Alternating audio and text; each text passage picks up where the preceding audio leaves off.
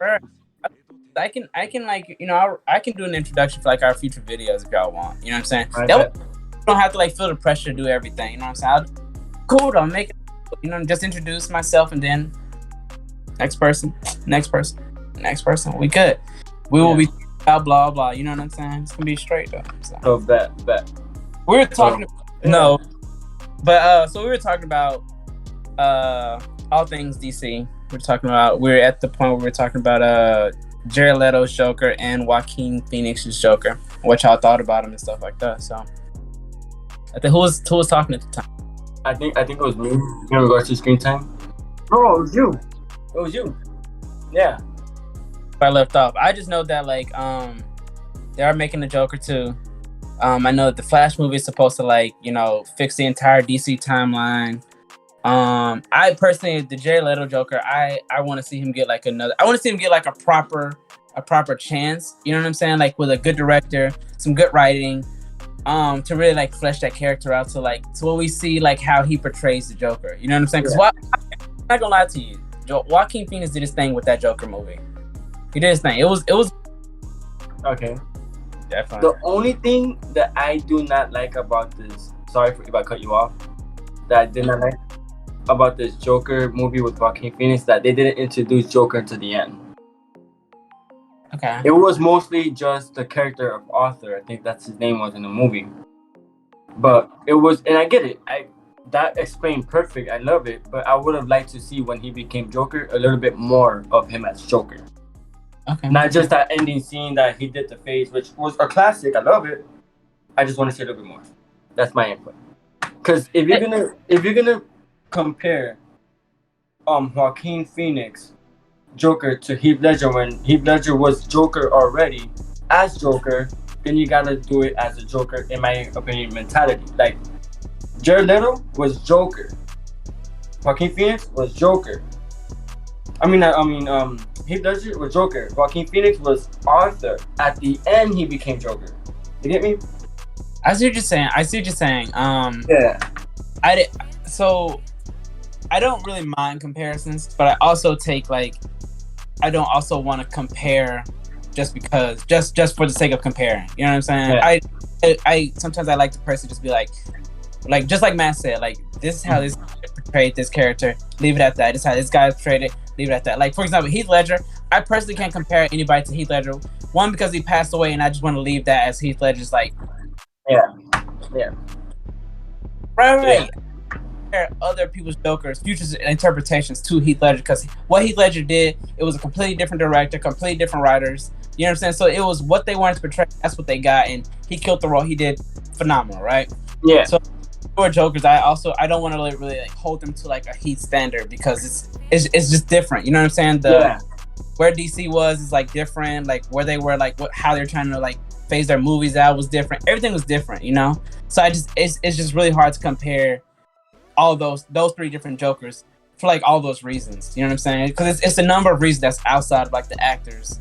You know what I mean? But I mean, I understand what Joel was saying about like he wanted to see more of like that Joaquin Phoenix Joker in the movie, which is cool. You know what I'm saying? It was an origin story. I'm fine either way. I liked it. It was cool to me. I really enjoyed Jay Leno. Was that Jay Leno? Was that Jay Leno? Jay Leno? Was that Jay Leno? I don't remember. Who? That the late night host? That wasn't Jay Leno. No, that was the late night host was Robert De Niro. Yes. Yeah, Robert De Niro. Yeah. Yeah, I thought that was literally my favorite part. And probably a lot. Yo, but that was at the end. That was like that amazing though. I was like, oh. To tell you that's something that intrigued me a lot about the movie, because Joker nobody really knows the Joker story in the comic books. Joker doesn't really have a character. Exactly. So this one, to give a story, that's what I loved. And the fact that it was connected to Batman Bruce Wayne, because there was a part where, sorry for people who hasn't seen the movie, he could have been a sibling of Bruce Wayne. And that, to me, was mind-blowing. When he had that, I was like, wait a second. I understand the hatred now. You feel me? Yeah. Because he was cast away. So that was like, I loved it. I love that they did that as that Joker. Yeah. Okay. I don't want to be the only one, but I actually do like that other story though. I actually like. It's not bad. Yeah, because it's so weird to me. Yeah, it's the original one, but I also like it when I saw it in Suicide Squad. So I was like, yo, like, I don't know, it was just like some weird, like, I was like, oh, I actually enjoyed it, especially like when he just like free falled and shit. I was like, oh, that's kind of fire. You know what I'm saying? I like, there's probably like showing more of like Harley Quinn's backstory with that scene, but like, still like, I still enjoy like that being his backstory, but I also enjoy that his backstory being kind of mysterious. You know what I'm saying? I just kind of enjoy all of it. You know what I mean? I hate to be that person that enjoys all of it. That's why, to me, and like you said, I respect you don't like the whole comparison thing, but that's what I liked so much about the Heath Ledger, because every time he told a story in Dark Knight, it was different. Yeah, no, it was a very different story. Yeah, and then they had like, cousin like, wait, what's his backstory? What's his backstory? Yeah, exactly. You don't know. Yeah. But you know, in comparison to the Joker that we got, 2019, it's an amazing movie. I'm not saying nothing bad. It's just like I didn't like the fact that it wasn't much of Joker. Oh, in Suicide Squad? No. 2019, Joaquin Phoenix Joker. Yeah, okay. My bad. Yeah. But yeah, man. So that's my input on it. You know. So let's move. Let's stay with DC. So hopefully y'all are aware that the Blue Beetle character is getting an HBO TV show, and then there was a little controversy about it not being a movie, which I understand because it is it would be DC's first Latino-led movie. You know what I'm saying?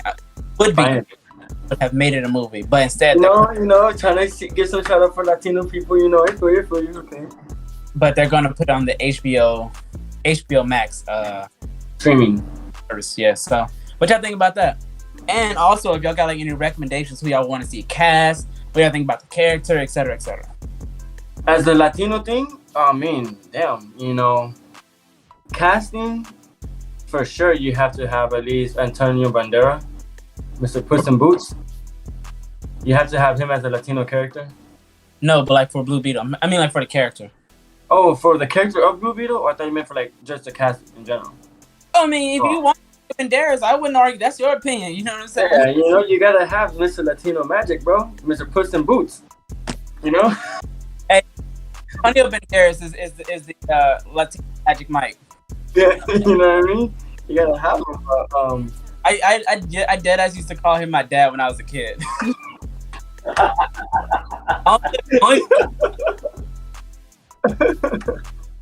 You know, he's like Spanish, but like Spain Spanish. I still like played in the movie Once Upon a Time in Mexico. What was the other one? Oh, what? I love that movie, yo. I was like, oh, that's my dad. Yeah, no, that's Zorro. Yeah, that's Zorro. Once Upon a Time in Mexico. All it, but he played like a lot of like. Where he pretended to be Mexican, you know what I'm saying? Yeah. He has that Mexican vibe.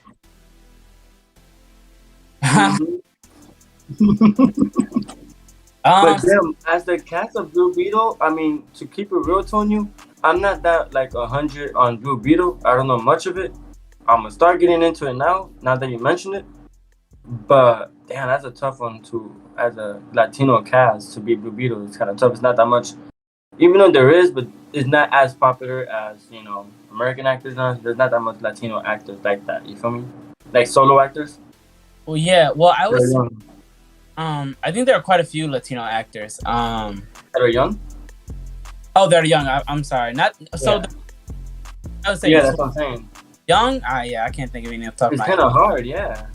I mean, I can think of like a few women, but I can't think of really many like Latino men, young men. Exactly. You know? Exactly. It's kind of hard. Yeah, so that casting, I have no idea what they would do with that. I mean, the character I don't think is an older character. He's a pretty young character, you know. Exactly. Yeah. So it's gonna be, I don't know, man. I'm gonna have to really do some research on some Latino actors who could probably pay it off good. Yeah, I mean, maybe they'll go with like a new, like with a new, like, you know, new face or face sort of like, or like a fairly like. No, I agree. I mean, damn. Antonio Banderas got me though. Antonio, you used to call it that. Yeah. Yeah. But Oh, yeah. you No, know, I will say that I think first of all, I think, personally, like anytime you go with like a minority character, I would appreciate them seeing them on the big screen first. Because like you put like your mind, it kind of feels like, I'm not saying intentional by like these people or whatever, but it gives like people, especially like minorities, that feeling of like, let's put them on small, let's put them over here with the rest of the minorities. Let's give all our, our main like white characters, all the big screen, the big movies, etc.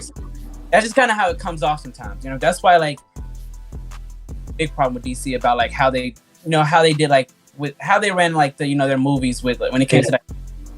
But so I will say that like with the Blue Beetle character, I don't know, I couldn't see Blue Beetle character in a movie just yet because he's still like such like not a ton of, not like, he's not like known like he will like, the Batmans, the Supermans, the Flash. Yeah.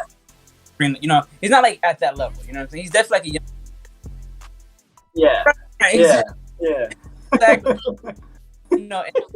The DC movies, they have not built up that type of like trust with their fan base to introduce like how Marvel has, you know what I'm saying? Yeah.